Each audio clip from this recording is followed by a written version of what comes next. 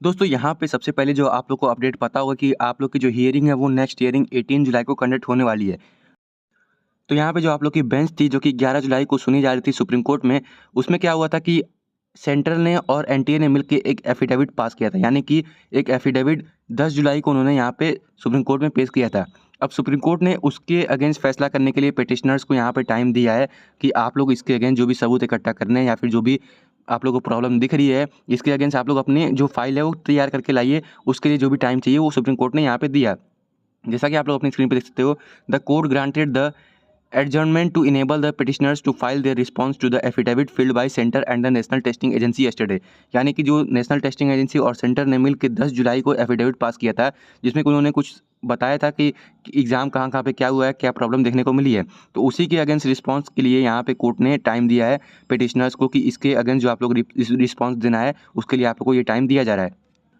अब यहाँ पे कई लोग बोलते थे कि इतना लंबा टाइम क्यों दिया गया, तो इसके लिए एक पीछे रीज़न है, आप लोग देख सकते हो। But the solicitor general of India Tushar Mehta seated a personal difficulty on July 15 and 16। यानी कि 15 जुलाई या 16 जुलाई को कोर्ट ने बोला कि यहाँ पे जो नेक्स्ट हियरिंग है उसकी डेट रखते हैं, लेकिन जो हमारे general of India Tushar Mehta हैं उन्होंने कुछ पर्सनल डिफिकल्टी की वजह से यहाँ पे जो डेट दी है उसको इनकार कर दिया, जिसकी वजह से आप लोग का जो नेक्स्ट हियरिंग की डेट है वो 18 जुलाई मिली, क्योंकि 17 जुलाई को हॉलीडे है। अब दोस्तों रही बात उस एफिडेविट में था क्या जो कि गवर्नमेंट और एनटीए ने मिलकर सुप्रीम कोर्ट में यहाँ पे दी थी। तो उस एफिडेविट में ये बताया गया था कि जैसा कि आप लोग स्क्रीन पे भी देख सकते हो, the union government said that the ministry of education had requested IIT Madras to conduct comprehensive data analytics of result of NEET UG candidates. यानी कि आईआईटी मद्रास को ये ड्यूटी दी गई है कि जो भी रिजल्ट्स का एनालिटिक्स है उसको कैलकुलेट किया जाए।